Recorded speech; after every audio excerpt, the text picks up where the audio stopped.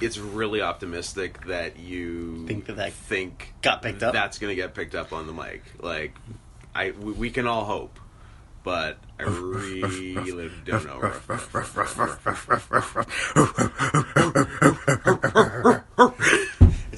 It de-evolves into Tim the Toolman Taylor every time. Dun, dun, dun. I wonder what Wilson's doing. Oh, we lost him. Yeah, you lost him. So you are listening to The Worst Year of Our Lives, the #1 alt-right wrestling podcast on iTunes. And we just got kicked off of iTunes because you said that. I am Scott, the Jewish question, and this is Drew, Build That Wall Smith. Man, we are running exactly on time. This will air precisely the date it aired in 2000. No, it won't. We are definitely not 2 weeks behind. I can almost promise you it will not air on time, because on time has already happened. Scott, they didn't know that. Oh, they know that now. Oh. Yeah, we thought it would be a great idea to do our last show on time, and it turned out to be our most listened to show yet, legitimately, and then we decided to stop being on time immediately after that. I think that's the right decision for business. It's the right decision for us. It was best for business. It's best for business, and it's the right decision for America. It was the worst 6 months of our lives. It was truly the worst 6 months of our lives. The worst 6 months of posting the podcast, and the worst, nearly a year of recording the podcast. Yes. I have to go back and look when we actually did the first one, but it was a while ago. It was a long time ago. Like, I know we were guessing at politics and WrestleMania cards. Yeah. President Mike Pence and Randy Orton versus Baron Corbin. It made sense. But now we are regrettably caught up in time, and in fact... We are on July 3rd, yes, 2000. That's what we're talking about. It is currently July 14th. Bastille Day! Yeah. Happy Bastille Day, everyone. Thank you. And happy Scott's birthday yesterday. No one cares about that. More important than Bastille No Day. one cares about that. I hear the French are actually celebrating July 13th bigger than July 14th now that word has got out about both my and X-Pac's birthday. Well, the French do like to support the gay arts, so that's Scott Henson right there, in a nutshell. And X-Pac, as I've definitely seen him have sex with a person with a penis on camera. It's like a thumb. You just gotta, nibble on as it. As have many of you. I guess that checks out. So, July 3rd, 2000 is an interesting date, because we've only sort of had 2 dates on our radar through the whole first half of this year. The first one was April 10th, which was the reboot after the week off, and then July 3rd has become affectionately known as Urethra-gate, because today is the day in the year 2000 that Johnny the Bull's dick fell off when he did a crazy stupid move. But it was awesome. It was nuts. There's a reason no one has done that before or since.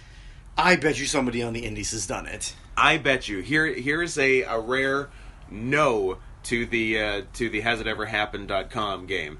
Has anyone since Johnny the Bull anywhere in wrestling done a no hands springboard leg drop to the floor onto a chair? No. The answer is no. No. No one's done it. No. And for good reason. Probably because they know what happens when they you know do it. that your dick tears in two and demons come rushing out of it. Okay, well, we're gonna get to that sad moment. And honestly, the saddest moment is that there's only 2 of us here. I only got to share this with one other person. Yes. I only got to hear one other dick screaming. I'm sorry, I couldn't hear you over the sound of my dick screaming. But unfortunately, we had to eliminate all the liberals from our podcast for it to be truly alt-right. Liberals or people who hate doing this podcast. The libtards, those libtard cucks that I keep hearing so much about. Yeah. These snowflakes. Who are trying to get pedophilia added to the LGBT spectrum. LGBTQ plus P. For pedosexuals. That's what the leftists want. So that's why we are the number one. MS Reagan. Trickle down WrestleNomics. That's why we are the number one alt-right wrestling podcast on iTunes. Check the charts, see if you think I'm wrong. Except for we got kicked out of iTunes. Definitely got kicked off iTunes. For quoting that. We can't. Sure, we got kicked off iTunes for quoting Mein Kampf. We can't use that, or else we'll get in trouble. Damn it. We gotta end this and start re-recording again. I thought this was going to be our angle. I thought this was going to be our ticket to the big time. That is if you did a podcast with Kevin. People love alt-right podcasts. We got to get a Patreon. We got to get another crowdfunder. We got probably GoFundMe. It worked for Neil Breen, or is working for Neil Breen. It's working for Neil Breen. Or Alex Jones. He could help us out with his supplements. Yep. What is the next date to look forward to? I think for December 30th or whatever. No, it has to be Mike Awesome, Shaggy Two Dope. Oh, assuming that's on a Nitro. If we can confirm that's a Nitro, that is the next date to look forward to. Is the bus incident known as Speed 3? Speed 3, Shaggy's Revenge. Are you looking it up? Yeah, I'm gonna find out. Yeah, it would be nice to know, because we referenced it a lot. So hopefully, if it's not on a Nitro, we'll watch it chronologically between whatever two Nitros it occurred at, if it was a pay-per-view or a Thunder or something. Drew's looking it up. But Drew's use of basic electronics are... Oh, just finding anything that explains when it happened is kind of a... questionable at best, So I'm just gonna go through this and hope that it works. You're just gonna look at every Nitro report and search for the word... Yeah, I'm gonna do bus. it I'm gonna do it that way, the difficult way. The Dan way? Yeah. You got it yet? Do you need me to vamp some No, more? Are you giving me the stretch sign? Oh... The tension. I can feel it. This is. We should stop this here and make this the cliffhanger for the next show. No, I didn't find it. Keep going. No, I know you didn't. I thought that I had it, but we'll research it off the pod, and we'll have the answer. That's our tease for next show. Well, I'm researching it as we talk about this. I'm just going to go to Cage Match and look up Shaggy Two Dope's matches. And was it even a match? So was he in the match? I couldn't tell you. I'm going to find out when I go to Cage Maybe Match. it's like Awesome versus Vampiro or something. I don't know. I don't know. Super Bowl Saturday? I don't know. God, this shirt's too tight. Anywho, what else is going on in the news? So this Nitro culminated from Charleston, West Virginia. It finished from Yep. Charleston, West Virginia. All right. No, it was the build to Charleston. That was the whole point of it. All right. Yeah, prime. That's an A market right there, West Virginia. Yeah, well, for them, maybe. Maybe for 2000 WCW, I guess it is. Yeah, they were running all those hot ticket towns, Birmingham. Yeah, they haven't really left Sioux the City. South. Yeah. Yeah, because they haven't run LA in a while. In a while. Yeah. Have they ever run LA? Maybe, I don't know. Maybe like 1992? Sure. It was, in fact, a Nitro. Yes. And it is Mike Awesome handicapped against the ICP. Wow. And it is... What's our date? Our next thing to look forward to in life. It's all we have. Our random Nitro dates from 2000. Oh, Drew, you can't... No, you can't say you have it and then not have it. You can't do that. September 25th. Ooh, 9/11 times 2 plus 4. Yeah. What? Wait, what did you even say? I think I did the... You did the math wrong. I'm pretty sure I have the wrong number. It was the 25th. Times 2 plus 3. You fool. I had already... Here's the problem. I had already thought of doing the funny math thing while you were telling me the date, so I didn't actually pay attention to what the date was. Interesting note. Fun fact. It is Mike Awesome's last WCW match. Really? Legitimately, it's from that, and then he wrestles... I guess he gets hurt, maybe? So is he gone Oh. till WWF? I'm a fool. It's I'm not. on Shaggy 2 Dopes, not on Mike Awesome's. It is Shaggy 2 Dopes' last match in See, WCW. that makes sense because he died. Yeah. By the way, speaking of ICP, if y'all haven't seen the video of Violent J and his daughter calling out a fursuit maker on Alibaba, do yourself a favor and look that up. Also, interesting side note, the ICP wrestled 3 matches for TNA. 3 matches? 2 on their weekly pay-per-views against David Young and Glenn Gilberti, and then Glenn Gilberti and Kid Cash, and 1 pay-per-view appearance in 2006, which I don't... That seems too late. Which was them versus Team Canada. Weird. 4 matches, because they also wrestle in some bizarre, America X Cup special, where it was David Young, Glenn Gilberti, and Kid Cash versus the Insane Clown Posse, and Too Tough Tony. What the fuck? It's a random-ass match. That is baffling. I know Tony is a juggalo, though. Yeah. That's the only reason why you'd want to team with them. Yeah. But yeah. So... I look forward to more September ICP in the 25. future. But for now... For now, there's still plenty to unpack. Oh, there's plenty to unpack. So For example, all the blood out of Johnny the Bull's pants. Oh, I hate you. I hate you so much.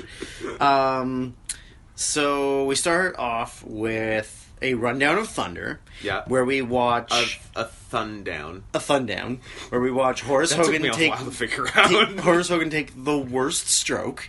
Oh, yeah.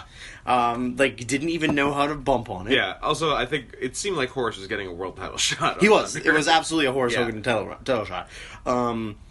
After that, we get what is the first of 100 Cat in the Office talking on the phone promos. Ernest Miller gets so much screen time. He's conservatively on 20% of this show. It's cool that he's not wrestling, but I don't know if this trade-off is worth No, it. it's not. I'd rather watch one shit 3-minute cat match. 6-minute match on Nitro? Yeah, Where absolutely. have you been? With the cat. Cat gets 6 minutes. Yeah. Everybody else gets 2. Goldberg Nash 2. But Cat 6. But no other Cat promos. Yeah, he's off the show. But unfortunately, we get a lot of him for the rest of the year. Forever, yeah. Is he like a long-term authority figure? I think so. I think until Bischoff's really back on TV. And Russo, who I guess is back after this card. Well, yeah, that's what's so crazy, because we were talking about it a few weeks ago. Because on the show, a few weeks ago when Russo quit, yeah, because of everyone hating him, and the Liz and Kimberly and Lex stuff, yeah. And then we're like, okay, so he quit, but because we didn't even remember him quitting, but we all know his last appearance is Bash at the Beach, so we're like, so wait, and we're in June right now, so he quits and comes back sometime before Bash at the Beach and then is gone forever. So yeah, he only comes back. He comes back on Thunder. I don't think he comes back on Thunder. I think he's... I bet you he doesn't, but the options are Thunder or pay-per-view. Yeah, no, I think he just comes back at the pay-per-view with his and Hogan's awesome worked shoot that didn't quite go to plan. And then literally Russo and Hogan are never in WCW again. Yep. It's so weird. It's funny that both of them leave. Both of them, yeah. Yeah. That's why this damn company's in the toilet the way it is. You big bald bastard. Literally, 2 very famous people, one of them talented, are never seen again from the second biggest wrestling promotion of all time, and for a brief time, the #1 promotion. Because someone called, in a fake promo that they both knew about, someone called someone else a big bald bastard. And they got real butthurt. Wrestling is so stupid. In fact, he does not come back on Thunder. No. So it's pay-per-view. It's just pay-per-view. Yeah. This Thunder, however, does have the Cat versus Young Dragons karate demonstration. Nice. Oh, so that's what he was taking them to the back for, because we never saw it paid off. What is happening? What have you got now? Who's Woody Pierce? Do you recognize the name Woody Pierce? I absolutely do not recognize the name Woody Pierce. So he apparently gets a tag team title shot against the Perfect Event, and needs a partner. So he gets Bryan Adams to be his partner. Huh. I guess he's just the jobber. I don't know what the story is. And they win. The tag team titles? Maybe it's just against them. Yeah. Oh yeah, just as tag team champions. Yeah. Because I feel like I would at least, if they had won the titles, I feel like I would have at least heard the name. And then they do a High Times. I'm gonna look this guy up. Woody Pierce. Woody Pierce. Does he have a bio on whatever you're looking at? Oh, well, it was just you couldn't even click on it. Well, then you may have trouble with this, but that's not deterring you. And it is that determination that so. It literally just has him. I mean, this is like amazing podcast material, but he great audio. As far as I can tell, like I don't know, he must not be a wrestler. He must be something else. Maybe he's in. But if he was semi-famous, he'd show up in a search. So who knows? I don't know. I'm gonna keep looking this up, but well, I'm curious now. You're never gonna find Woody Pierce. This podcast is gonna go 3.5 hours. Everyone's gonna quit. Everyone's already mad at us for. I maybe you wanted to chime in on this. I'm not sure. Nah, probably not. But everyone's already mad at us for being late. Some people are more vocal about it than others. I don't know if you want to address any of them personally. I mean, it must be real hard for one Jimmy Starbucks to not have something to sit in his vehicle and listen to, so he doesn't have to go in his house and see his family. I'm sorry about that. I apologize that we aren't on top of it. And I'm sorry that for the last 2 weeks you've had to see your family an extra 40 minutes. I'm real glad that I'm forever single. Hashtag forever alone. Hashtag until we both turn 50. I can't feel my face. Until we both turn 50 and gay marry each other as well as Kelly. Yeah. So Cage Match literally has nothing on him. Okay. So I can't find shit about him. All right. I'm gonna do post podcast. I'll do more research. Post podcast, also crowdsource. So anyone here wants to comment with some Woody Pierce information, go ahead and do that. And while you're at it, go ahead and smash that subscribe button. Oh, they were going to say smash that gash. And smash that gash. If you're a dude dog. All right. In a certain state. So we had, like I said, this is the first of many Cat talking on the phone. Oh yeah, we're not at the first match yet.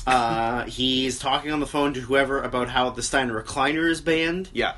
And so Steiner's suspended until the pay-per-view. He then brings up how he's aware of the no interference rule, which has never been established. And, I don't know, every match had interference up until this.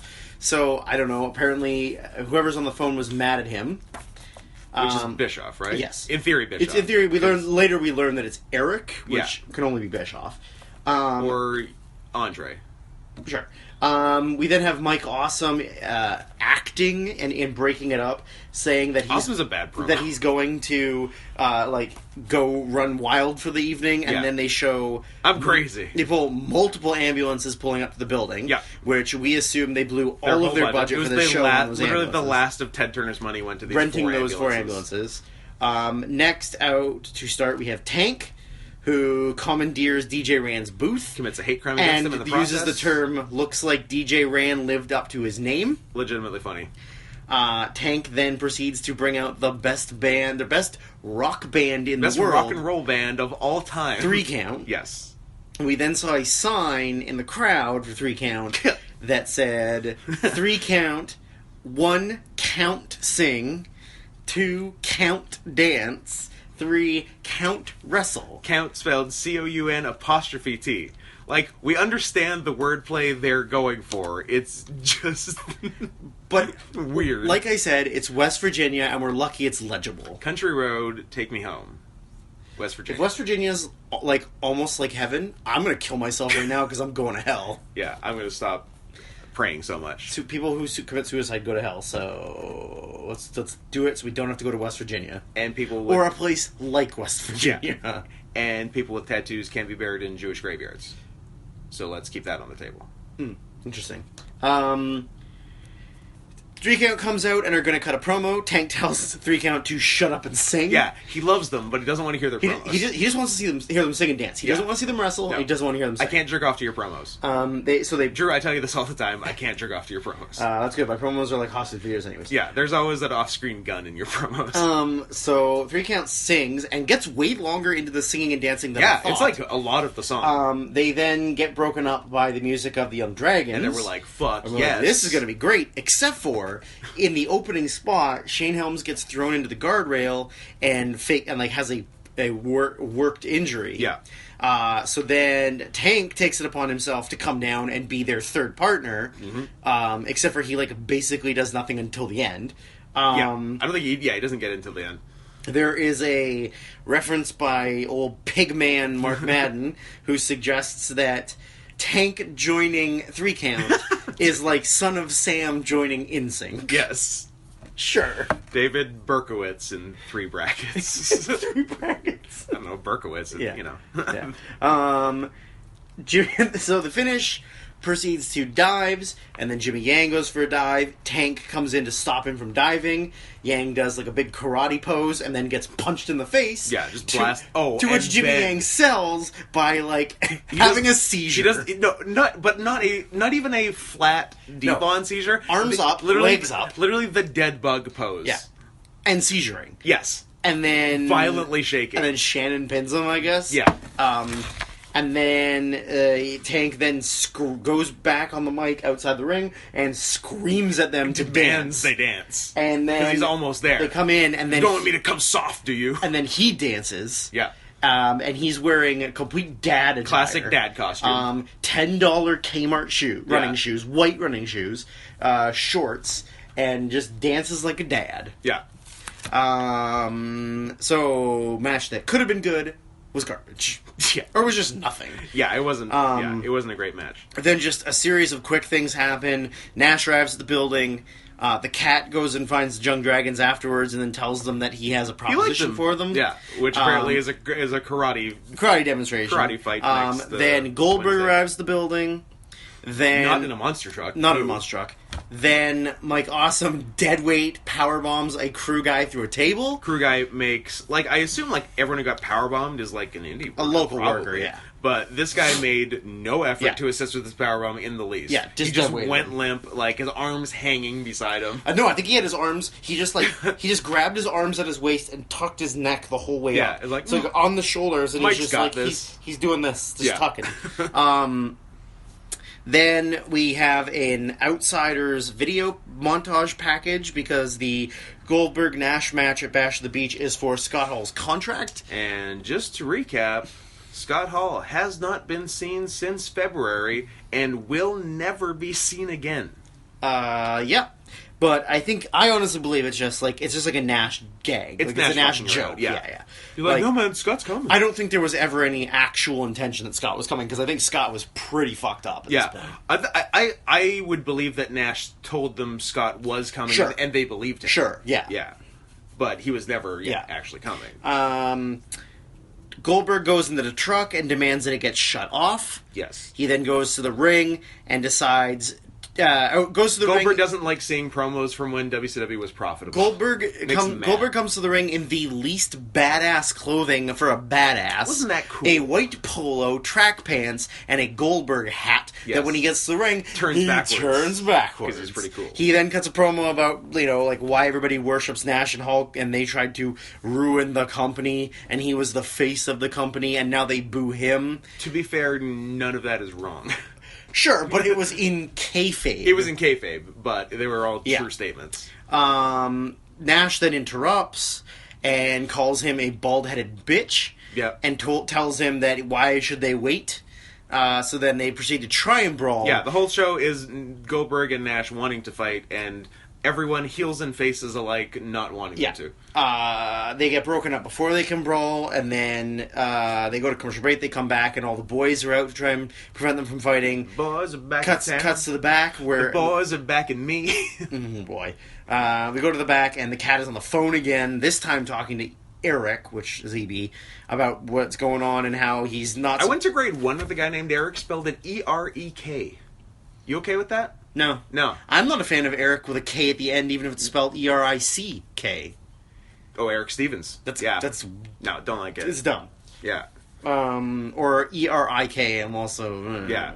It's Eric is spelled E-R-I-C. yeah. Wareham gets it. Wareham gets it. Stevens doesn't get it. I'm trying to You think can't. of one with you, E-R-I-K. You can't. Eric's of Scandinavian descent Yeah. don't get it. And yeah, a guy I went to grade 1 with, E-R-E-K. You're not even trying. You're just Derek without a D. Yeah, your parents are lazy. Yeah, you probably just have a typo on your birth certificate. I hope you're dead. He was weird. I think he had Tourette's. So next, What? we have a thing in the back. Oh, who is it? Is it a mentor-student situation? It's a mentor-student situation. Is Terry Funk toughing up Johnny the Bull? I believe pulling the same trick on him Yes. as last time, saying, "Hey, look over there," and then hitting him. Yeah. He has a chair. There's a garbage can. He tells Johnny that he's probably We going to need a want garbage can. a weapon to start. Yeah. He turns to grab the garbage can. Terry blasts him with a chair. Whammo! And then they proceed to fight out to the ring, where the commentators claim that Those are the rules? The hardcore rule is that you have to start in the back and get to the ring, which I don't think has ever been mentioned. No, like a lot have happened that way, but it's just been like organic. Yeah. Then, of course, nothing else happens in this match. Let's move on.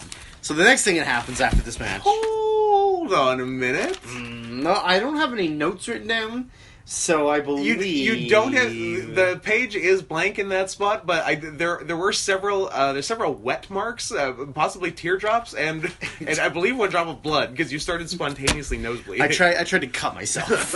I tried to slit my throat so I didn't have to live through this.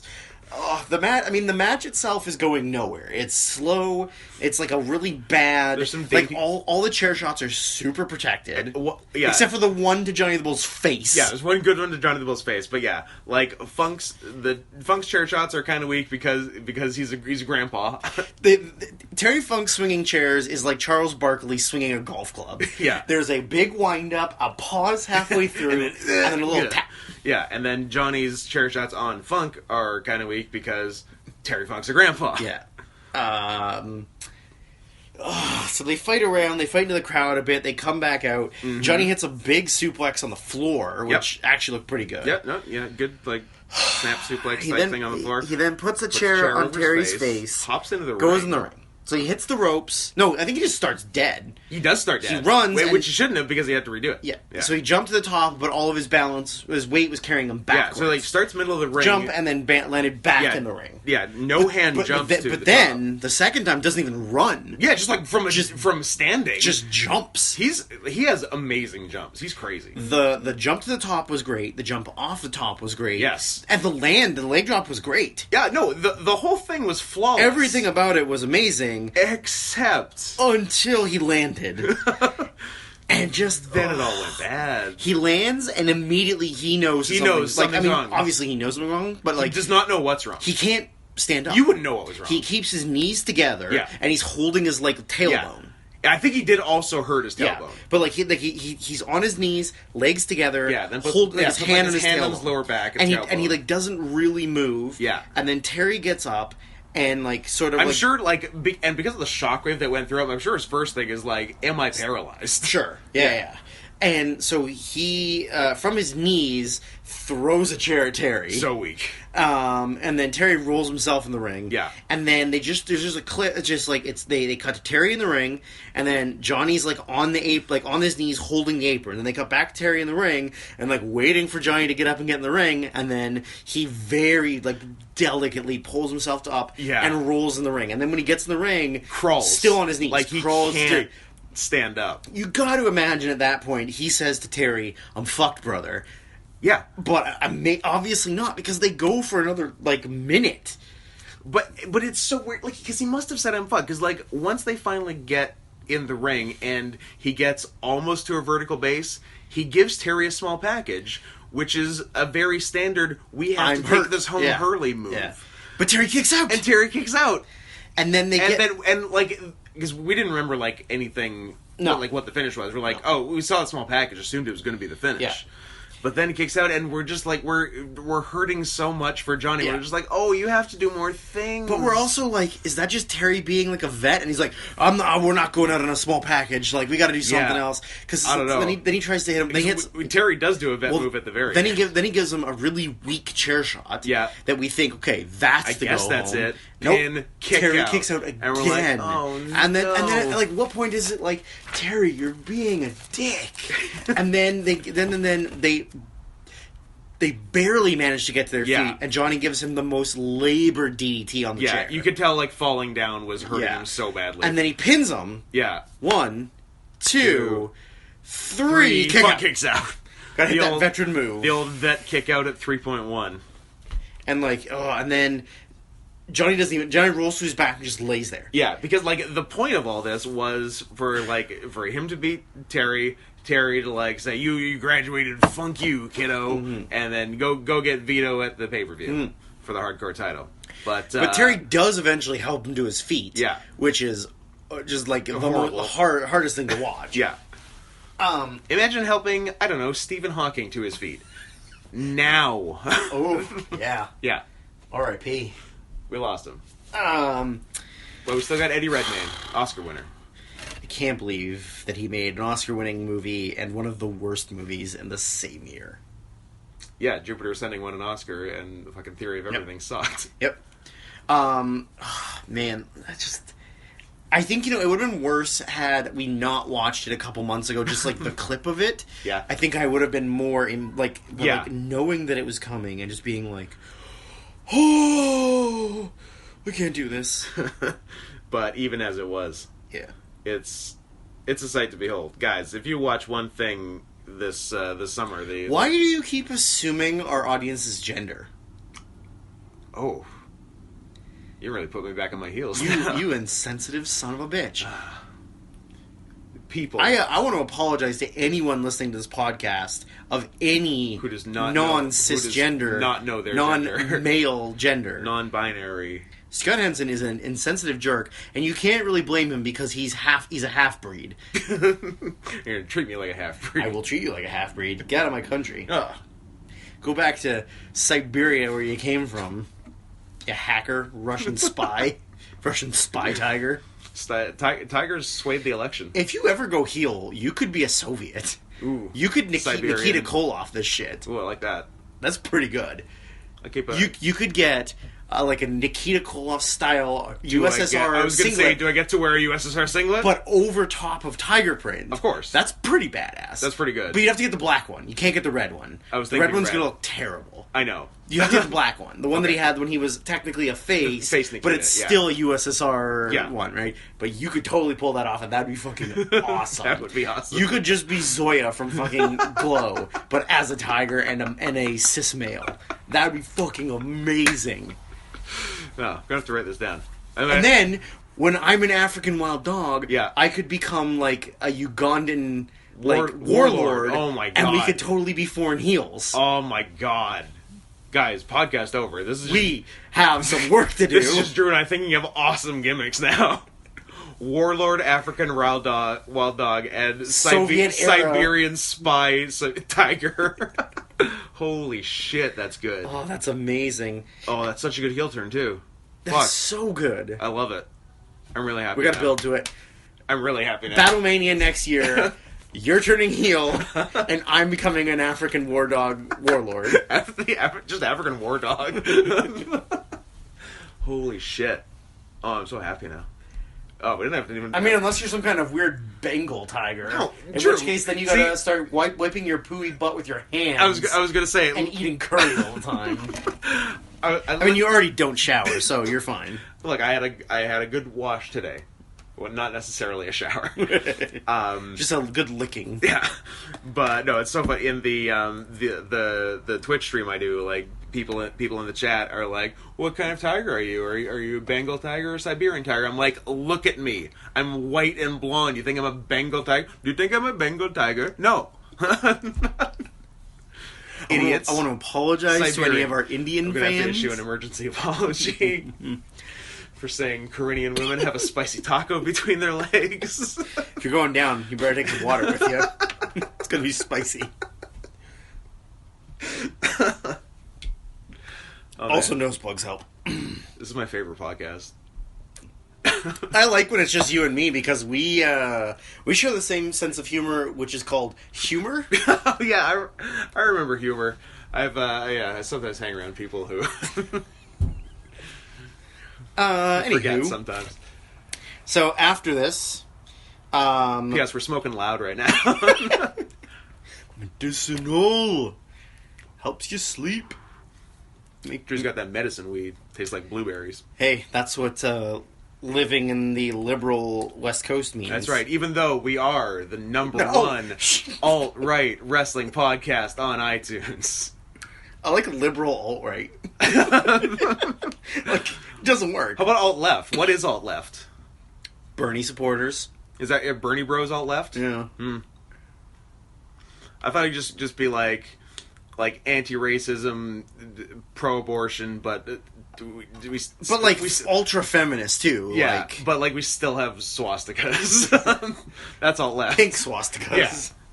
But they're turned the other way. They're the other way, so they're the nice swastikas. They're pro, yeah. They're good swastikas. Yeah, cool swastikas. Almost made you spitting on cool swastikas. Mm-hmm. By the way, you have no idea how badly I'm tempted to make the thumbnail for this a cool swastika, but I know I can't.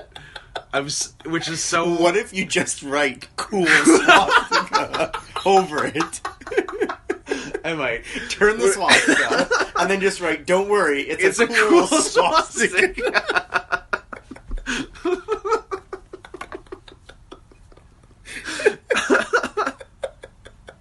Podcast over. I hope other people find this as funny as we do, or if we just smoke too much loud.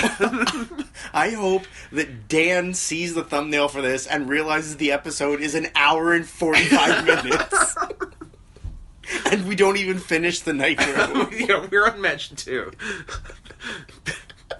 You missed a good one, Dan. Anyway. This is your idea, Dan. This was your idea. This is on you. And we've done more episodes than you. So. All of this blood is on your hands. Alright, well, I'm going to try and focus on just at least this next thing, getting us to the next match. Your funeral. We are then, you know how WCW loves to play the kayfabe game, where they keep everything close to the chest. You know, they don't want anybody to see their cards, so they're like, I hate the kayfabe game. So... they show footage of the rehearsal. From earlier today of Dale Torborg doing his entrance with his wife, pronounced by Tony Schiavone as Aja. Or Aja? Aja? Yeah, Aja. Because, it's not just Asia. Yeah. Where Pyro goes off and knocks her off the stage. It's literally a rehearsal. Like, they're doing, an entrance, and no one's in the crowd. Yeah. Like, why couldn't you have done this during the show? Why would you acknowledge there's a rehearsal? Also, I would just like to point out that everybody that enters in WCW comes out the tunnel and goes straight down the ramp. Yeah. There's no side action. Yeah. So why were they practicing side action? Yeah. I'm like, Asia's the one. She's the one who does the side the exception. Yeah. She's the best enterer. I'd like to be the best enterer in her. No, that's not true. She's weird. I'm not even sure she's a girl. I think I'm wrong. I think I should not assume her gender. You really shouldn't. No. She could be any gender. Remember Cloudy? Yes. That was funny. That was just a guy in drag. Yeah. Got her. Take that, Tammy. So yes, Asia almost dies. They rush her to emergency, but this is earlier in the day, yes. And then Torborg is only now leaving the arena to go to the hospital, because he's talking on the phone to someone, and he says, she's at the hospital, I'm just grabbing my stuff and going... He didn't say I'm going back to the hospital, did he? Although, no, I don't think he did. I think he just said... even so, would that make sense? Why would he come back and get his gear, and the boys get your gear for you. Then a hooded figure, who we are to believe is Sting, yes, hands Torborg all of the demon gear stuff. Torborg kind of like gives him the like, yes, yeah. it is time for the demon. He walks away. We reveal the Sting mask. He takes the mask off. It's Vampiro, but out of the background there's walks another hooded figure we've just seen once or twice before, and are sure will never be paid off. Never be paid off. I was really hoping Sting mask would come up and they would be Sting underneath. But no, that's only reserved for the best. I know. Then there is a backstage where the Cat goes into Goldberg's dressing room. Ooh. And is telling him... This has a gem, yes? Yes. Telling him that Nash has fled the building in fear of Goldberg. Possibly fled the country. Which Goldberg doesn't believe. On child pornography and charges. then tells the Cat he had better feed Nash's ass to me, or he was going to eat the Cat's children or something. Or at least that's what the Cat says later, but I don't remember Goldberg saying that. Yeah, I don't think he said it. Because he probably couldn't say... He said he was going to eat Nash's ass. Look, I'm going to eat Nash's ass or your kids. Yeah. You make the choice. It's a real Jigsaw situation. That's a tough Jigsaw situation. Eat ass or die. Eat ass. You make the choice. Eat ass, of course. Live fast, eat ass. Next out is young Mark Jindrak and young Sean O'Haire, which we are fucking stoked for, except for... Their pants. They're wearing pants. They had gear last week, right? They had gear. I imagine it's to make them the Hardy Boys. I guess. Because the pants are very Hardy-esque, they're just colored. Yeah, they're like... One's blue and one's orange? No. I don't remember what Jindrak was wearing, but O'Haire had blue and green. Blue and green, yeah, blue and green. So I feel like that's what it is. Like, oh, they're both young, athletic dudes who do high-risk stuff. Let's give them baggy year 2000 pants. Yeah. And have at it. So we were like, okay, this is going to be great. Then we hear the Misfits in action music. And so we're like, okay, maybe we get Van Hammer and Chavo. Yeah. That might be the best situation we can get. Is Van Hammer better than Lash LaRue? No, Lash and Chavo's. Okay, yeah, Lash and Chavo is best. We get Lash and General Rection. Yeah, no Hammer. Great. It was. The match to start is very sloppy. Like, Jindrak and O'Haire are very green still. Yeah. And even the commentary brings up at one point that Jindrak graduated from the power plant in only 6 months. Like he was new to the sport of wrestling 6 months ago, and now he's on national. Now he's on national television. That's pretty fast. Yeah. So it's pretty sloppy to start, and then there is a ridiculously blown electric chair. Oh yeah, from Jindrak to Erection. It's one of those just like electric chair and fall back, but like where the guy the bottom of the elevator and the guy on the top of the elevator are falling at different speeds. Yeah. So it's going real high angle for the guy taking. So Erection landed real high, and then Jindrak landed like on him. Yeah. And definitely the spot was supposed to be further out. Because O'Haire goes up top. At the far corner. Almost like a Van Terminator. Yeah. Like, but they're corner to corner, essentially. Yeah, but for what's obviously was supposed to be a swanton. Yeah, of course. Yeah. But he can't, because he's too far. Yeah. And even if he did it, he would, like, hit the ropes. Yeah. So he just does, like, a really... giant, ugly splash. A really bad splash. Yeah. Like, it was like he jumped and he wasn't sure he was going to make it. Yeah. Like, he was ready to put his leg down to, like, land. He was, like, flailing in the air. Which just looked really bad. Yeah. And then Lash and Rection just, like, pick up O'Haire. Yeah, they just, like, toss O'Haire. And toss him, and then hit, and then Lash hits his finish on Jindrak, and Rection goes up, hits the result. Done. Clean pin. Yeah. On the guys on their second match on the TV. Guys that just beat Ray and Hoovy the week before. Yeah, like, kicked Ray and Hoovy's ass. Which is just, like, bizarre. Yeah, it was a 1 week push. And then Chuck and Suck run down. And give all the teams the beatdown. The rest of the MIA run down. And they also get the beatdown. And we believe this was for like a tag title shot. They did. Right? I think they mentioned that the winning team gets a title shot. Misfits and Chuck and Suck at Bash. Sure.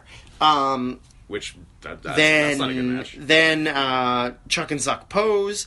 Everybody else gets back up and then beats the crap out of them. They realize they're vastly outnumbered, and then all the faces gang up on the heels like a bunch of jerks. Yep. We were saying like how several guys like really could have been like several power plant guys really could have been something if they didn't go to the power plant. Like O'Haire, Jindrak, O'Haire, Johnny the Bull. 100%. They're all like so super athletic, built for wrestling. Like big guys who can, especially because they're so tall. Yeah. There's no reason they should be that athletic. Yeah. But like there's a difference between being tall and being athletic and just like, being a guy who's like, I don't know, they're both like like Jindrak's 6'6", Jindrak's like 6'6", and O'Hare's probably 6'5", yeah, and Somebody's like 6'2", 6'3", yeah, and like, but they're doing things that like dudes that are like 5'7", and 140 pounds, and they're doing it the top. just as well. Yeah, you know, Jindrak has great ups on drop kicks. You know, like they've got like the stuff. Yeah. But it's unfortunate that they trained at a company that didn't know how to use people. If they hadn't gotten, like, the shittiest training... If they had gone to Japan... was mostly just, like, the best and coolest ways to do steroids. Yeah. Then, like, man, if they had got some good, like, indie... Like, at the time, like, indies weren't as much of a thing. Yeah. But, yeah, if they had gone to, like, New Japan or Noah as it was starting, like, man... Yeah. And got that proper training. Yeah. Yeah, that really sucks that, like, there's so many good dudes that just got completely wasted. O'Hare especially, to me, is just, like, such massively wasted potential. And he had good charisma. Yeah, I think he had better charisma good than facials, the other two. good charisma. Yeah. Like, he really could have gone somewhere, but I also think that he liked alcohol and beating up his wife or girlfriend a lot more than wrestling. So I mean... And then dying really young. All of those things are objectively fun, and all of which I have done or plan to do. And wrestling sucks. And wrestling is stupid. The end of this had the dumbest fucking thing in the show, which was Major Guns takes her shirt off, and then all of them lay down in the ring because they want her to give them mouth to mouth, including Jindrak and O'Hare. Yeah, they got to... All the faces just want to, like, gang bang Major Guns. We then get the opposite of the Cat Goldberg. We get Cat Nash, where he tells Nash that Goldberg got into a taxi and left. Yeah. The reason is because Bischoff doesn't want them to fight before the pay-per-view. Yes. Nash doesn't believe him and then tells him that he's going to put his boot up his ass if he doesn't put him and Goldberg in the ring tonight. Yeah. We then get the...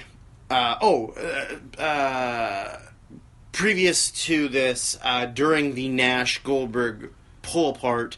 Awesome powerbombs another crew guy on the floor. Yes. So then now after the Nash Cat thing, we get the third one where Awesome's in the back, grabs another crew guy, powerbombs him through another table. This guy does a computer monitor. This guy does a much better job of posting. Yes. But he's still not great, but way better than the first guy. Yeah. So now he's powerbombed 3 crew members. Then, like, legitimately, this is the worst thing on the whole fucking show, and I don't even know that you and I paid full attention to it.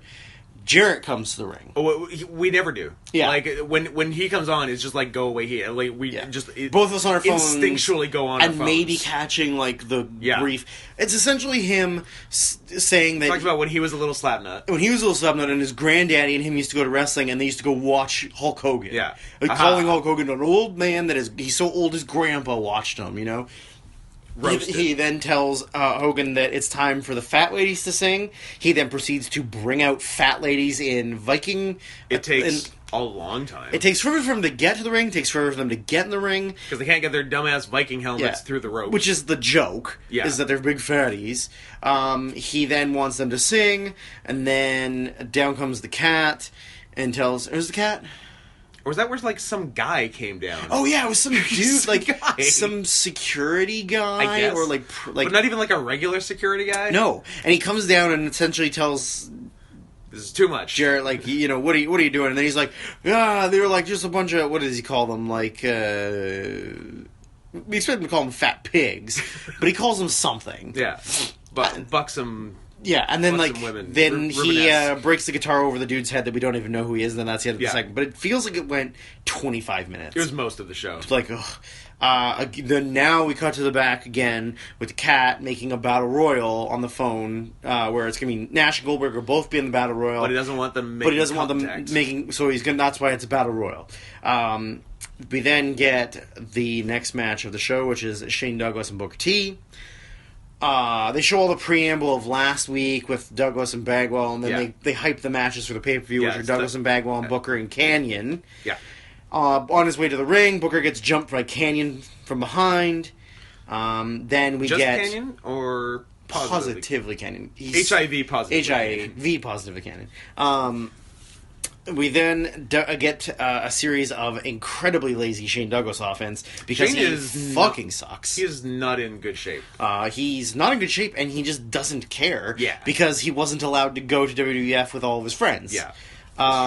He's just sad now. He then takes... Him and Conan. He then takes the worst worst fucking bookend. Oh, it's... because he doesn't jump. He doesn't and jump. so Booker's going. So and Booker goes, so, like, Shane... one of his legs leaves the ground, maybe? Sort of, and then both of his legs come back down, and then he falls. And Booker just sort of has to, like, pull him to the ground. Yeah, it's... that's the finish. Of course that's the finish. It's the bookend, it's the finish. And then Canyon runs in for the beatdown, and then DDP's music plays, but everybody thinks it's DDP, but it's just celebrating Canyon, because Canyon just comes up to DDP's music. Then we get like DDP's kayfabe quit, right? Kayfabe quit. Yeah. Because his wife wouldn't take him back. And his friend ruined his life. Ruined the fucking life. Then we get a quick demon segment where we show that the demon's back. We then Jesus Christ, more fucking cat airtime. There's so many. So how many different appearances did the cat have? 7, I think. I think it's 7. Fuck. It's 3 phone. It's 1 with Goldberg, 1 with Nash. Talk to Nash. Oh, it must be 8. Because there's 1 with heels, 1 with faces. Motherfucker. He gets 8 segments. So he makes the Battle Royal on the phone. He's not that good. Then he goes into the heel locker room and tells all the guys that they're only in the match to keep Goldberg and Nash apart. Yeah. And then they were like, well, what's in it for us? And he goes, you're all going to get bonuses if you keep them apart. So then they agree to do it. On bone. Then... next out is Vampiro, and then the Demon, so they are going to have a match. The match is literally nothing. Correct. Because then a group of Stings come down. Yeah. In their hoods with Sting masks. Surround the ring.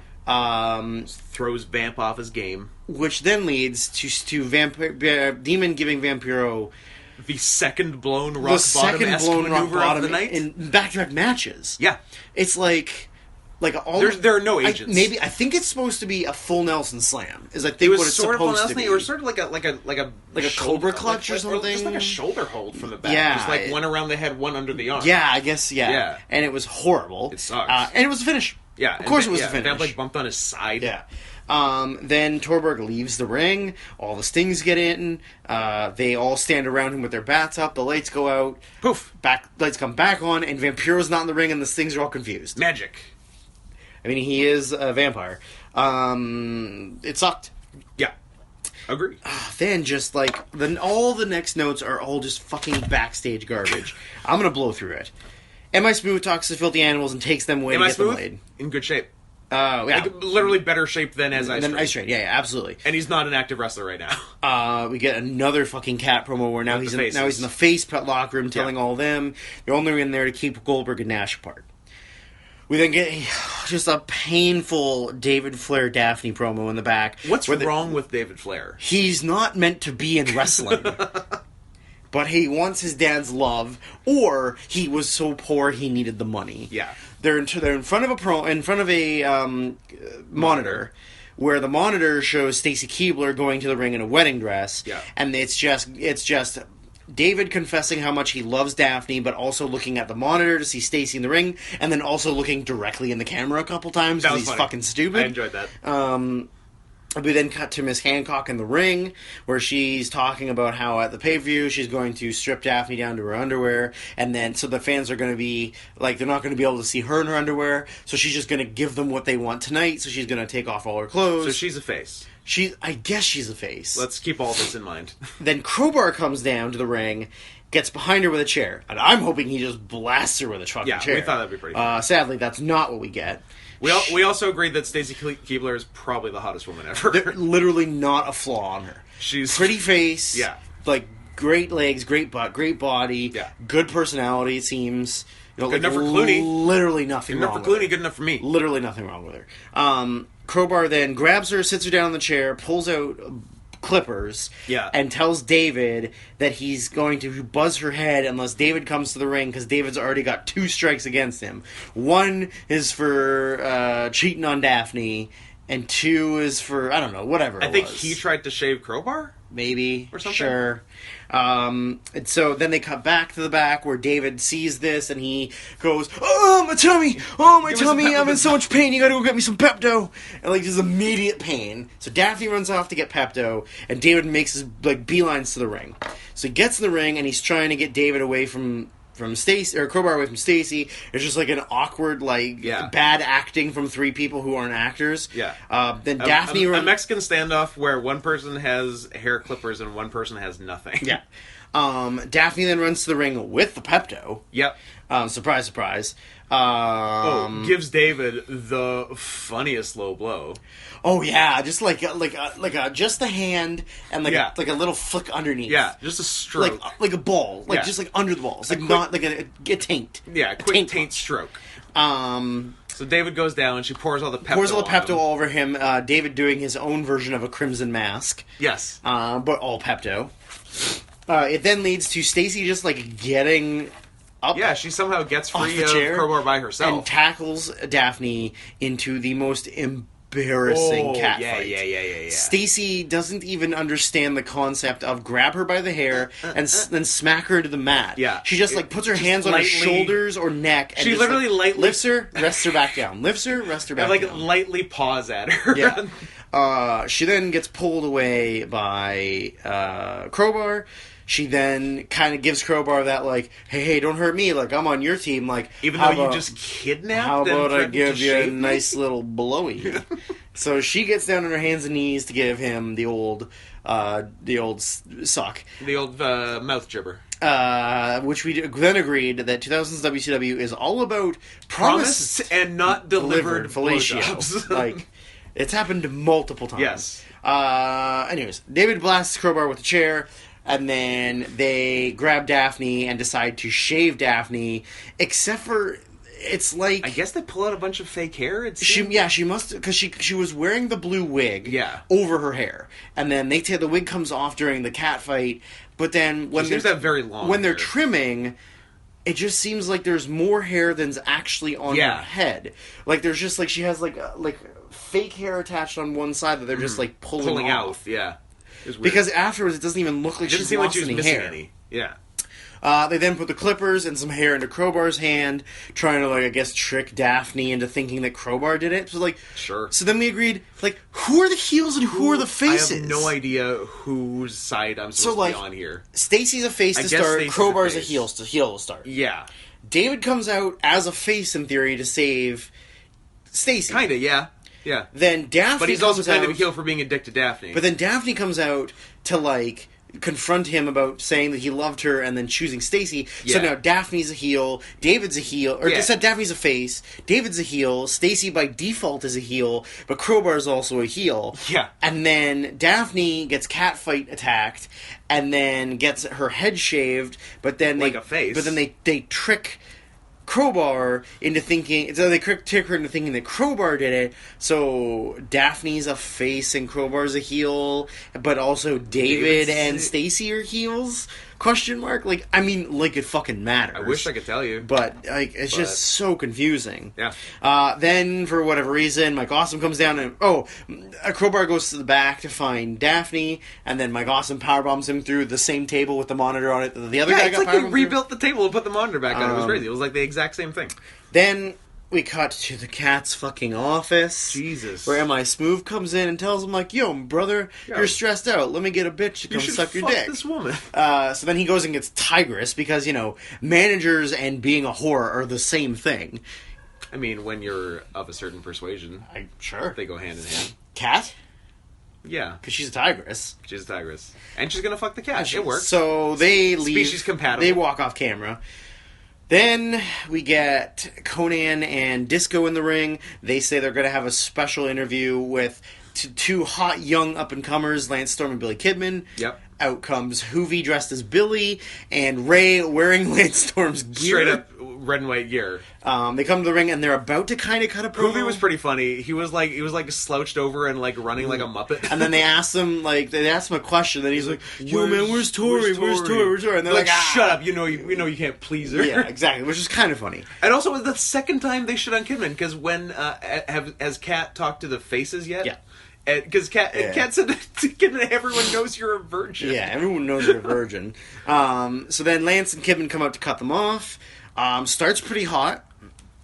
There is an awesome assisted moonsault by Lance on Billy. Like Billy goes up top. Lance top sort of second. Lance I think it's top. No, I think it's second. Second, yeah. Lance sort of like scoops under his... Like almost kind of inverted reverse power slams him. And just like guides him over, which is pretty cool. cool. It was cool. Yeah, you don't see that very often. It's like a moonsault rocket launcher. Then there's an awesome wheelbarrow Rana. Wheelbarrow Rana. You do not see that often. Mm-hmm. It was good. It was pretty sick.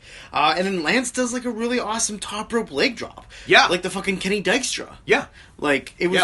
big height. Big, it was crazy. It was great. Definitely not a thing I want to take. I would never want to do that top rope leg drop. Cool. Like, that terrifies me. Ask friend of the show, Shane, about top rope leg drops. He ruined his life with one. And then...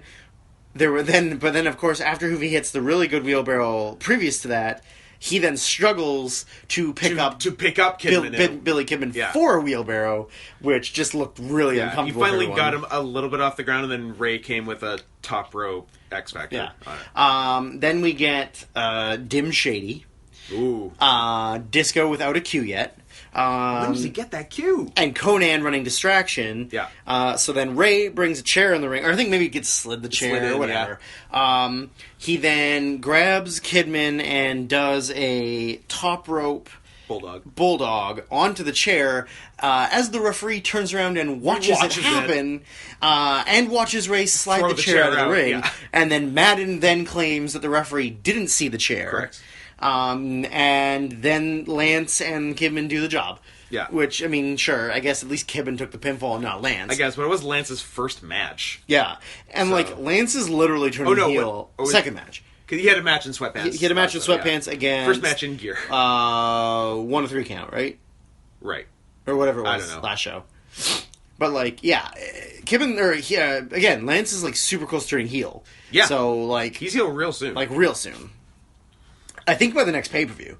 Because I think the next pay-per-view is when he's the U.S. champion Team already. Canada is a thing at the next pay-per-view. Yeah. So, it's going to happen soon. Bam. So, which means Elix Skipper has to debut soon, too. Yeah. Yeah. But... That's okay. Elix does some good stuff. Yep. And, all in all, this was a fun match. Yeah, it was good. Could be top 5 for the year. Would be good if there was less Disco and Conan in an actual finish. Of course, but I guess beggars can't be choosers in the year 2000. You know what? I'll make it up to you in the year 2000. Yeah. Silverchair, the band that ended because the lead male singer was anorexic. Gotta live your life. Gotta live your life. Sure. Or don't live your life because you're anorexic. Jesus Christ, we get another fucking cat in the office. He is returning now from fucking Tigress because he's tucking his shirt back into his pants. He's like, ooh, that was hot. That's literally it. We then cut to the back where why did those last 2 promos with Cat even need to happen? What I guess what just story did they build up? Am I Smooth is like a guy who knows some people. All right. He knows some men that would rape you. He then we get just a horrible Vampiro promo in the back again, talking about how he put out one guy with face paint, so now he's going to put out another guy with face paint, so he challenges them to a graveyard. Is that Men That Would Rape You a Broadchurch reference? Of course. My man. Season 1. Sorry, I was just not listening to you and running through my brain TV Rolodex of where that was from. Season 1 reference, yeah. Nice. So, bad Vampiro promo. Trailer Park Woman. Trailer Park Woman. Good one. Hey guys, watch Broadchurch. Yeah, absolutely. It's on Netflix. It is. If you like child murder, and we know you do, if you listen to this podcast, you like child murder. Correct. Bad Vampiro promo, challenging the demon.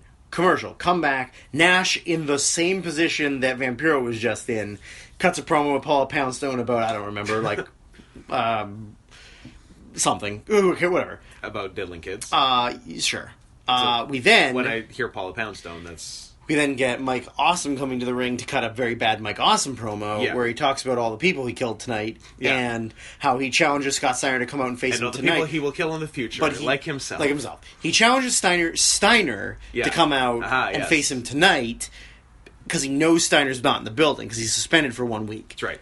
So then he tells the ref to just count it down. Yeah. He gets to 10, declares himself the winner, then Rick's music plays. Rick comes down. Y'all forgot about Rick. And I think it's just like a couple punches off the ropes, hits a line, hits the like back suplex or whatever. Awesome rolls out of the ring, and then Rick just gets on the mic and says, "Next time you're going to challenge a Steiner, make sure both of us aren't in the building." Even though Scott and Rick turned on each other months ago. I think they're back to friends, though. I think they're both faces right now. Rick's almost gone. Like, Rick's not around too much longer. He's not, but I think he comes back right at the end, though. Does he? No, maybe I'm wrong. I don't know. We'll find out, I guess. Maybe I'm thinking that he's Road Warrior Animal. Possibly. No, he is around because he's in that match. Right? That's what I was thinking. He is back. Okay. He is back. Because it's... Or no, maybe it's not Rick. Maybe it's... that's what I'm it's not Scott, sure. Animal, Sid, and Goldberg? I don't know. I don't know. I can tell you. Sting? Maybe. Who fucking knows? The Shadow. The Shadow's nose. Okay, now we get to the main event. Oh, we made it. So, Nash's in record time. Nash's music plays. This has got to be our longest podcast. Nash's music plays. Oh, yeah. Yeah, it is. Nash's music plays. He gets to the ring. We then cut to the back, where it's the cat again, with all of the lumberjacks. Yeah. Or, like, it's not lumberjacks, but, like, the faces? The face... Yeah. No, everybody. I think it's everybody. The heels are on one side, the faces are on one side. Okay, yeah. He then tells the he tells the heels, all right, head out. And then turns to the faces. The faces are trying to leave, and he goes, hold on a second. I want you guys to just stay here until I tell you to go out there. So then, whoever's out, Ray and Hoovy go out by themselves. Yeah. They jump Nash in the ring. Nash gently picks up Hoovy and places him outside the ring. It was great. Doesn't Hoovy, like, blow something, though? Like, don't they try and do... Hoovy hits, like, a phantom kick on him. A phantom kick, yeah. Oh, yeah, I actually I did write phantom kick by Hoovy. Yeah.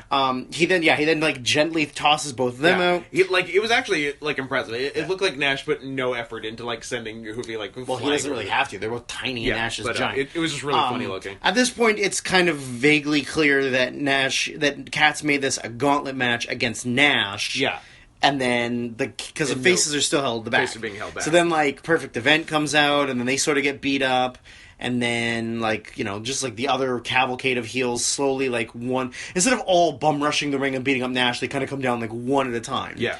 We then cut to the back where Booker yells at the cat about, you know, like, fucking, you're a piece of shit, and then shoves him, and then all the faces just run down, and then it sort of becomes a battle royal, but not really, because then Goldberg's music hits. Yeah. Goldberg comes down, and then it just kind of de-evolves into, like, everybody brawling. Yeah. And, like, I don't remember everybody getting thrown over the top. I don't either. They time jumped. They, like, pointed out, like there was people getting thrown out. Yeah. But, like, we didn't see everybody get thrown out. No. So it was just like, oh, there goes Van Hammer, but there's also 3 other guys on the floor fighting. Yeah. And then it ultimately just leads to building to Nash and Goldberg being the only 2 left. Yeah. Nash... Goldberg hits a Brett Killer. Nash turns around and eats a Brett Killer. Yeah. And then that's kind of it. Like, Goldberg doesn't throw him out or anything. No. Goldberg just, like... Oh, no, Goldberg turns away. Yeah. Nash gets up, and then Goldberg's already out on the apron. Yeah. And when he turns back, Nash shoves him, I think, onto everybody on the floor. Right. And then we're like, oh, so Nash wins, I guess. Yeah. Nash wins nothing. He wins the gauntlet match. Sure. The right to still fight Bill Goldberg on Sunday for Scott Hall's contract. So I guess Goldberg wins, although it would be funny if Nash won. That would be pretty funny. But, Goldberg probably wins. A rematch, as I said when we were watching, oh, cool, a rematch of the match that killed WCW. if Hogan and Sting didn't do it the year before. Yes. But those 2 Starcades, man, you couldn't have done a better job. For killing a wildly profitable, should never have gone out of business thing. For being their WrestleMania, Starcade should have a lot of bad stuff. Oh, yeah. Like, this is our biggest show of the year. Oh, we're going to book Let's fuck it up. We're going to book the worst concept for a Hogan-Sting match. Yeah. Like, okay, Hogan, 90% of the offense. Take the whole match. Beat him up with your belt a whole bunch. And then we'll do a fuck finish. Then we'll do a fast count / real count wink. Yeah. And then have to do some shit afterwards. Sting will never get his heat back, and you'll ruin the company. Hulk Hogan is literally the worst thing that happened to wrestling. Sting will never get his heat back. You'll almost ruin the company, but then this, like, shining star meteoric rise guy will come out of nowhere and save the company, but then you'll kill him. Then Nash will kill him the next year, and he'll never get his heat back. Yes. Well, especially when you turn him heel. That's actually amazing. The builds of Sting and Goldberg are like the two best things WCW ever did, and they so phenomenally fucked up both. Yeah. On Stargates. They did a lot of bad business. Yeah. It's almost like they're not around anymore for some reason. It's almost like they didn't know what they were doing. It's almost like this year in particular was so bad, we thought we should do a podcast about it. Yeah. But yeah, that leading up to Bash at the Beach, that was a lot of cat segments that didn't need to fucking happen. You could have cut 4 of those segments. Oh yeah. You could have had... He didn't need to fuck. You could have had Nash go to the ring. You have the heels and faces. Then you tell them you're only here to prevent Goldberg and Nash from getting into each other. Okay, you guys go to the ring. You guys wait here. Bam. We cut 3 segments out. That's true. Then M.I. Smooth didn't have to get Cat's dick greasy. Yeah. Bam. 2 segments Yeah, gone. so there's 5 we just cut. The first opening phone call with Cat and... There were 2 phone call segments, right? There was 4. Oh my So the opening one where the recliners banned and Steiner suspended could have been combined into one of the other 2. Bam, another segment gone. But yeah. I'm overanalyzing something that was the worst thing that's ever happened, which is booking in WCW. Yeah, it'll happen. But yeah, then Bash at the Beach. Bash at the Beach has is some fucking eventful, bonkers stuff on it. So, I mean, I will quickly run it down before we go to the next Nitro anyways. Yeah. Sure, this podcast hasn't gone long enough. Look, we're already here. Let's just do it. Their director's giving me the stretch sign.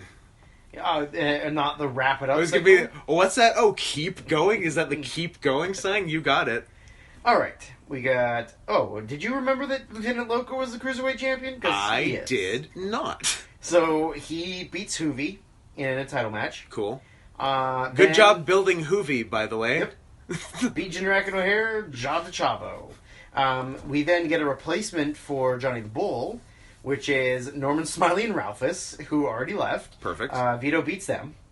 Then we get Daphne beating Miss Hancock in a wedding gown match. Nice. Come closer to the mic. People, I don't think people can hear you. I'm talking about. Then, bizarrely, Chronic beats the Perfect Event for the tag team titles. Oh, so even though it was supposed to be MIA. Why did MIA beat Jindrak and O'Hare? Maybe it was a future title match, but I don't know. This doesn't make any sense. But anyways, Chronic are tag champions now. Well, that's good. Until we get to Nitro and something's happened that we didn't know about. We should maybe watch that, because Chronic and Perfect Event on Nitro was the shockingly good one. That was true. We should watch that. Then Canyon beats Booker. Okay. Mike Awesome wins the U.S. title from Scott Steiner. I didn't remember that. Oh, no. Disqualification, sorry. But I didn't remember that Booker did a job earlier that night. Yeah. So, first guy getting a crack at Booker's world title, spoilers, should be Canyon, but I don't think that happens. That's probably not. Sorry. Mike Awesome beats Steiner by DQ. I imagine that Steiner uses the Steiner recliner and gets DQ'd. Totally. Then we get Vampiro beating the Demon in a graveyard match. Ooh, great. Graveyard. Douglas beats Bagwell. Sure. Then... P.S. Every heel has won, I think, besides Chronic. Yes. Well, what's Daphne? We don't know. And Lieutenant Loco's face, so Loco, pretty close, though. Then we get the infamous Hogan-Jarrett. Yeah. You're going to lay down for Hogan and give him the title because he's Mr. Creative Control. That ruined wrestling again. Mm-hmm. Goldberg beats Nash in 5.5 minutes in the semi-main after Hogan Jarrett went 1:19. So that's great. So that was after Hogan Jarrett. Yep. So I had it in my head. Goldberg Nash was supposed to be the main event. I had it in my head that Booker Jarrett was immediately after, but there was a match in between. Yeah. Interesting. Yeah. I thought Hogan. I thought Hogan fucked off and then just brought Booker out. No, there was okay. So I guess that makes more Goldberg sense. Nash forced Scott Hall's contract, but I guess the stipulation, maybe it's announced at the pay-per-view, was that if Goldberg wins, Hall's contract is null and void. Like he's gone, and so because Goldberg won, they can't make the joke about Scott Hall's contract anymore. Because he doesn't have a contract anymore. Right. So Goldberg wins. Yeah. In 5 minutes. And also he ate Hall's contract weeks ago. But then he regurgitated it. Remember, he brought it back out on pay-per-view, on TV. Undigested. Undigested. We then... Goldberg has 4 stomachs. But then have them come back out and do the like unplanned quote unquote. But I guess that was unplanned. No, because Hogan didn't do that until afterwards, right? Like I think the whole plan was the lie down was planned. Yeah, so the lie down was planned, and then Hogan was supposed to win the title, right? So then they wouldn't have planned Booker versus Jeff Jarrett for the title, and Booker wins because Hogan is the champion. So why would you put the championship on a face, if Hogan's going to come back? Yeah, if Hogan's coming back. And then feud with Jarrett, right? Huh. So it's just the weirdest thing. But like, so I guess Hogan must have gotten angry backstage, told everybody like, "Fuck you, I'm leaving." Yeah. And then, so it's so bizarre that like I never thought about it. Right. I never thought that if you knew that like the Hogan thing was a work, and you were gonna come out and call him a piece of shit for ruining the business, and then that would start a like Russo Hogan feud. Why are you giving Booker the title? Maybe Jarrett Booker was planned, but Jarrett was gonna win. But then after somebody blew up, they changed it. I guess that's but like, crazy, why is Booker getting a title match after jobbing to Canyon? I mean, it's not like they have anybody else anyways. Like they don't have a top baby face. Yeah, well, I guess it's one Nash, one of the hardest working guys. Exactly, that's why Booker gets the shot. I guess. Yeah, but like it just doesn't make any sense. It's so weird. But yeah, it's just I mean, I don't want to overthink their bad booking. But like, fuck. Oh, I guess Sting comes back during the it seemed like that's Vampiro Demon segment. That's what they're building to. And because Steiner got DQ'd, he gets stripped of the U.S. title. But yeah, that is Bash at the Beach. So, and then going to be some big ass changes at the next one because, like, they can't do the Hogan storyline. Nope. And there's no U.S. champion. Right. And Chronic Tag Champions. Team Canada happens. Yeah, and I think, if I'm not mistaken, Lance wins the tournament for the vacant... The U.S. title, and then changes into the Canadian title. Comes from. So I guess during the course of the tournament, he turns heel? Yeah. Or he turns heel on this Nitro? Maybe he turns heel next week. Who fucking knows? Maybe he turns heel at the pay-per-view. Who knows? Who knows? The Shadow. That's right. So, thus commences or culminates the beginning of the second worst half year of our lives. I think we should have gone with what we were talking about last week, is where we watch Nitro and then do a podcast and don't talk about Nitro, which actually we did for a decent amount of this podcast. We almost didn't do it. So where we call it a pretty good half year. Getting high in the hoe house. Yeah, and we should always smoke loud before we do it. Yeah, I don't think that our other compatriots would. And we should also not do it with Dan and Kelly. Yeah, because they don't share our values.